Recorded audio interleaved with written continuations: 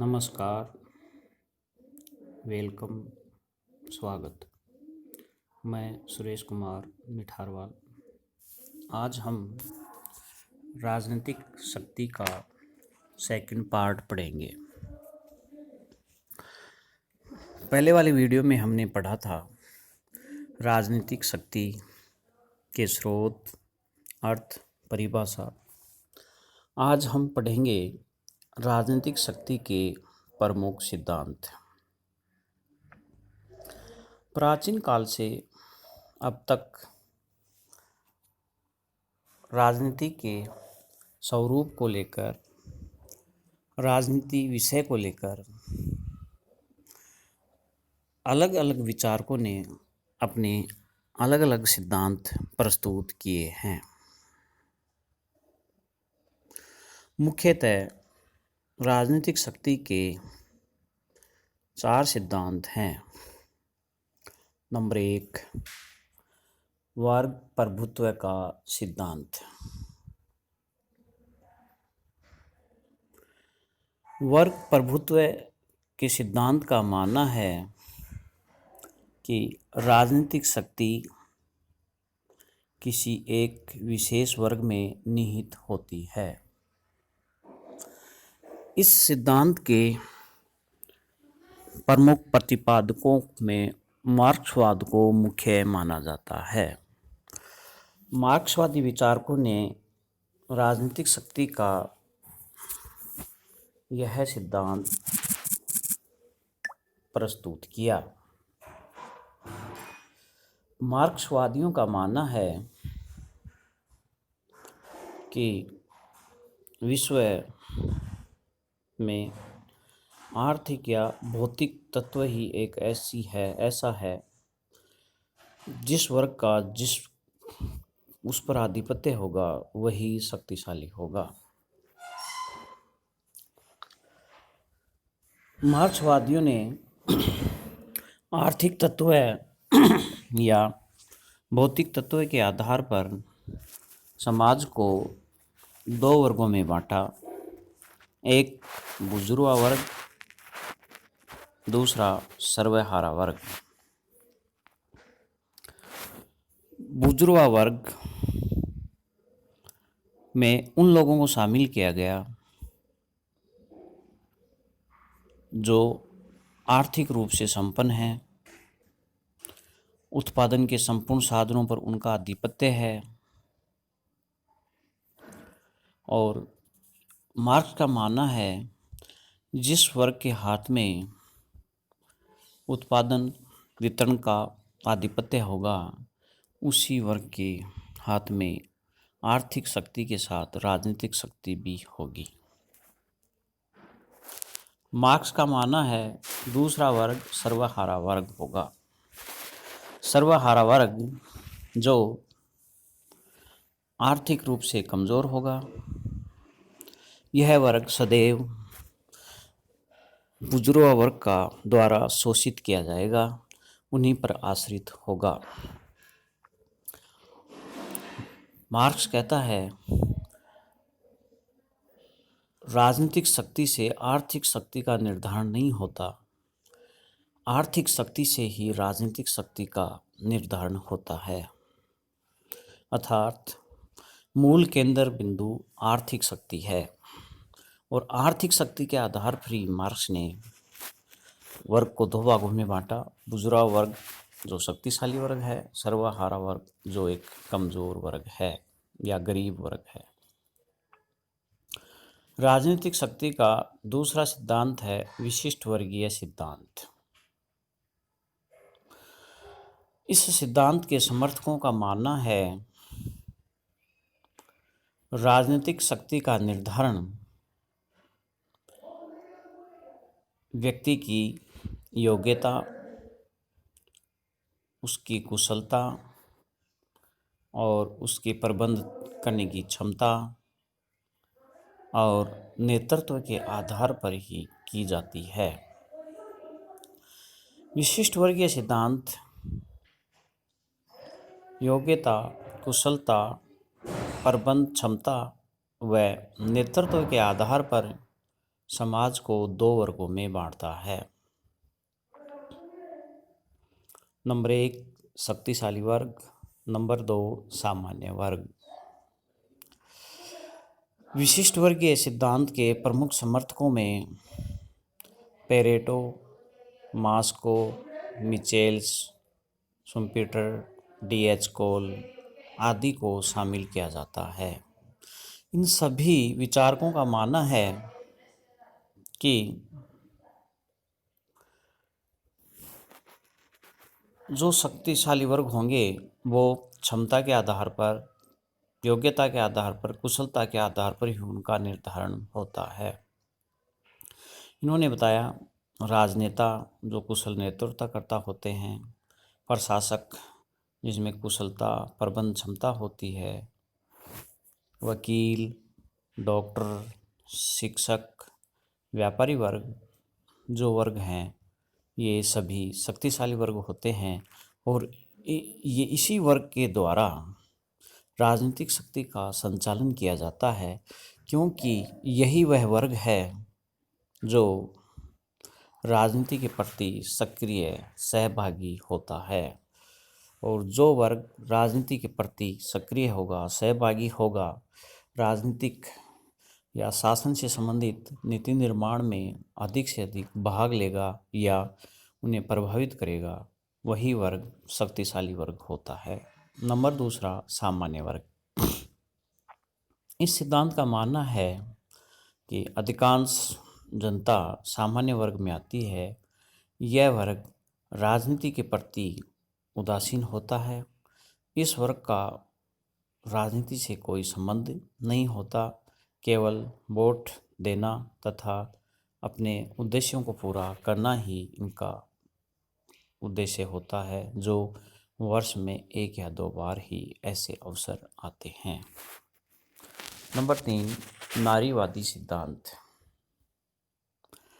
नारीवादी सिद्धांत के समर्थकों का मानना है कि समाज 2 वर्गों में बटा हुआ है, लेकिन नारीवादी सिद्धांत के समर्थकों ने समाज को लिंग के आधार पर 2 वर्गों में बांटा। नंबर 1 पुरुष वर्ग, नंबर 2 महिला वर्ग। नारीवादी सिद्धांत के समर्थकों का मानना है कि पुरुष वर्ग ही शक्तिशाली वर्ग है। पुरुष वर्ग ही राजनीतिक रूप से, आर्थिक रूप से शक्ति संपन्न होता है। इस वर्ग का मानना है कि प्राचीन काल से ही पितृसत्तात्मक परिवार की जो परंपरा है उसी के आधार पर शक्ति पूर्णतः पुरुष में निहित होती हैं और पुरुष ही उनका उपयोग करता है और लिंग के आधार पर महिला और पुरुषों के साथ भेदभाव किया जाता है। दूसरा है महिला वर्ग, जो इस वर्ग को कमज़ोर व असहाय वर्ग माना जाता है। लेकिन आधुनिक युग में या यूँ कहें यूरोप में नारी मुक्ति आंदोलन शुरू किया गया और आज विश्व में महिलाएं भी अपने अधिकारों के प्रति जागरूक हैं। समान कार्य के लिए समान वेतन, परिस्थिति भी समान की मांग कर रही हैं और सभी सार्वजनिक पदों में बराबर हक अधिकार के लिए संघर्ष कर रही हैं। नंबर 4 बहुलवादी सिद्धांत।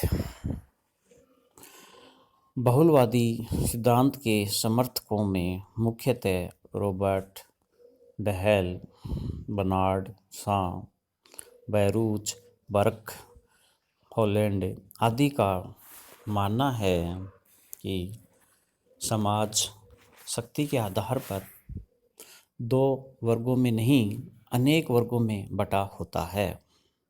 शक्ति के 2 ही केंद्र नहीं होते, शक्ति के अनेक केंद्र होते हैं।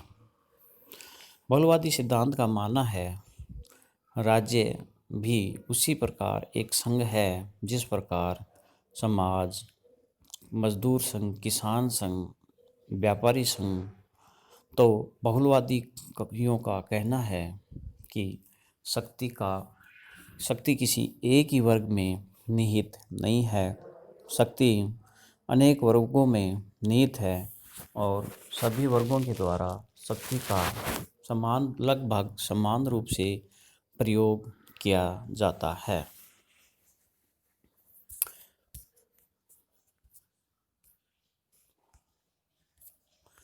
अगला अपना होगा शक्ति एवं बल। राजनीति विज्ञान के कुछ विचारकों का मानना था शक्ति और बल एक ही हैं, लेकिन दोनों का सूक्ष्म अध्ययन किया जाए तो दोनों अवधारणाओं में बहुत ही अंतर है, लेकिन दोनों का उद्देश्य एक ही है, अपने लक्ष्य को प्राप्त करना या अपने उद्देश्य की पूर्ति के लिए दूसरे के व्यवहार को प्रभावित करना या नियंत्रित करना। सोफिस्ट विचारक तथा थ्रेसिमैक्स जैसों का मानना है शक्ति ही न्याय है। हेराल्ड स्प्राउट, मार्गरेट स्प्राउट ने दोनों में अंतर नहीं किया। इनका मानना है कि शक्ति और बल एक ही हैं, इसमें किसी प्रकार का कोई अंतर नहीं है, लेकिन मॉर्गनथाउ ने शक्ति और बल दोनों में अंतर किया है। शक्ति और बल में मुख्य अंतर इस प्रकार है। शक्ति जो मनोवैज्ञानिक है, जो अप्रकट होती है, दिखाई नहीं देती। बल जिस पर प्रयोग किया जाता है तो वह दिखाई देता है। जैसे पुलिस को देखकर डरना एक शक्ति है और पुलिस द्वारा डंडे का प्रयोग करना एक बल है। शिक्षक से भयभीत होना एक शक्ति है और शिक्षक द्वारा दंड देना एक बल है। दूसरा अंतर है बाध्यता। शक्ति मनोवैज्ञानिक होती है जबकि बल भौतिक होता है। अभी उदाहरण दिया मैंने, शिक्षक द्वारा बच्चे पर एक मनोवैज्ञानिक प्रभाव होता है और उसी प्रभाव के कारण बच्चा शिक्षक का आदर सम्मान या उनके आदेशों का पालन करता है। इसी प्रकार मंदिर में जो पुजारी होता है उसका भी मनोवैज्ञानिक प्रभाव होता है, तो उसी की वजह से उनके आदेशों का, नियमों का या धार्मिक प्रवचनों का लोगों द्वारा पालन किया जाता है। नंबर 3, विस्तृत एवं संकुचित अवधारणा। शक्ति बहुत ही विस्तृत अवधारणा है जबकि बल एक संकुचित अवधारणा है। शक्ति साध्य और साधन दोनों के रूप में प्रयुक्त की जाती है, लेकिन बल साधन के रूप में ही प्रयुक्त किया जाता है। शक्ति सरकार द्वारा नियमों कानूनों को लागू करवाने के लिए साधन रूपी बल, पुलिस, न्यायालय आदि का प्रयोग किया जाता है। रॉबर्ट बास्ट्रेड का मानना है बल शक्ति में निहित है। शक्ति बल प्रयोग की योग्यता है, न कि उसका वास्तविक प्रयोग। रॉबर्ट बास्ट्रेड का कहना था कि शक्ति केवल बल शक्ति प्रयोग की योग्यता है, बल्कि वास्तविक प्रयोग नहीं है। ये कहता है कि शक्ति एक योग्यता है बल को काम में लेने के, बाकी उसको काम में लेना नहीं है। अगर शक्ति को काम में ले लिया जाता है तो वह बल बन जाता है या वह सैनिक शक्ति का रूप धारण कर लेता है। अगला प्रश्न है शक्ति और प्रभाव। इसको लेकर भी परीक्षाओं में अनेक प्रश्न पूछे जाते हैं। छोटे प्रश्न। शक्ति और बल वैसे तो समान ही दिखाई देते हैं, लेकिन इनमें भी अंतर है। शक्ति के बिना प्रभाव का महत्वहीन है और प्रभाव के बिना शक्ति का कोई महत्व नहीं होता। शक्ति प्रभाव को उत्पन्न करती है और प्रभाव शक्ति को उत्पन्न करता है। दोनों एक गाड़ी के दो पहियों के समान हैं जो आपस में जुड़े हुए हैं, लेकिन फिर भी राजनीतिक दृष्टि से इन दोनों में अंतर पाया जाता है। पहला अंतर, शक्ति भौतिक होती है जबकि प्रभाव नैतिक। हमने अभी पढ़ा शक्ति और बल में, वहाँ हमने शक्ति को नैतिक पढ़ा और यहाँ हम शक्ति को भौतिक पढ़ रहे हैं। बल और शक्ति की तुलना करते हैं तो बल की तुलना में शक्ति नैतिक है और प्रभाव की तुलना में शक्ति भौतिक है।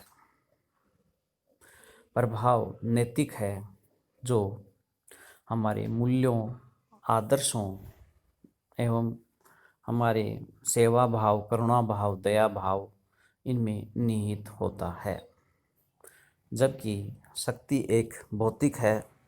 इसका उद्देश्य दूसरे को डराकर, धमकाकर या दूसरे पर प्रभाव डालकर अपने उद्देश्यों को पूरा किया जाता है, जबकि प्रभाव स्वतः ही दूसरा व्यक्ति स्वतः ही अपने हमारे आदेशों का अनुपालन करता है, हमारे से प्रभावित होकर स्वतः ही हमारे आचरण का अनुसरण करता है। नंबर 2, मूर्त और अमूर्त। शक्ति प्रभाव की तुलना में मूर्त होती है, जबकि प्रभाव अमूर्त या अदृश्य होता है जो दिखाई नहीं देता। शक्ति का प्रयोग किया जाता है तो वो दिखाई देता है, इसके जो परिणाम आते हैं वो भी दिखाई देते हैं, लेकिन प्रभाव के जो प्रयोग और जो परिणाम होते हैं वो दिखाई नहीं देते। लेकिन शक्ति की तुलना में प्रभाव के प्रयोग और परिणाम बहुत ही व्यापक होते हैं। शक्ति नंबर 3, शक्ति का क्षेत्र बल की तुलना में शक्ति व्यापक है, लेकिन प्रभाव की तुलना में शक्ति संकीर्ण है। प्रभाव का क्षेत्र है वो बहुत ही व्यापक है, इसमें शक्ति और बल दोनों निहित होते हैं। प्रभाव एक सहमति है। प्रभाव एक सहमति का नाम है जो स्वतः ही उत्पन्न होती है। किसी प्रकार के लाभ, दंड, संपत्ति या किसी प्रकार के प्रलोभन से प्रभाव की उत्पत्ति नहीं होती। ये मानव मस्तिष्क में, हृदय में, आत्मा में स्वतः ही जागृत होता है। नंबर 4, सहमति। शक्ति का प्रयोग लोकतांत्रिक के साथ साथ अलोकतांत्रिक देशों में सरकारों के द्वारा किया जाता है। एक तानाशाही शासक के द्वारा भी अपने उद्देश्यों को पूरा कराने के लिए शक्ति का प्रयोग किया जा सकता है, लेकिन प्रभाव एक लोकतांत्रिक प्रक्रिया है, एक प्रजातांत्रिक प्रक्रिया है। प्रभाव का प्रयोग प्रजातांत्रिक देशों में ही जनता की सहमति से ही करवाया जाता है, जबकि शक्ति का प्रयोग लोकतांत्रिक और अलोकतांत्रिक दोनों ही शासन प्रणालियों में देखा जाता है। नंबर 5, सहयोग एवं कठोरता।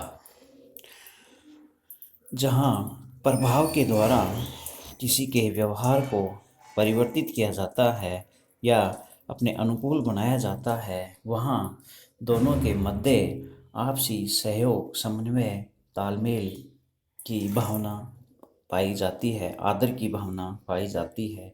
लेकिन शक्ति जहाँ दूसरे के व्यवहार को शक्ति के बल पर बदला जाता है या परिवर्तन किया जाता है, तो वहाँ आपसी सहयोग की जगह कटुता, वैमनस्यता, ईर्ष्या की भावना दिखाई देती है। तो जो आज हमने शक्ति के स्रोतों एवं शक्ति एवं बल, शक्ति एवं प्रभाव के बारे में अध्ययन किया, यह शक्ति और बल, शक्ति और प्रभाव का स्वरूप हमारी शासन प्रणाली में, हमारे समाज में दिखाई देता है। हम इसका अनुभव या कर सकते हैं। धन्यवाद।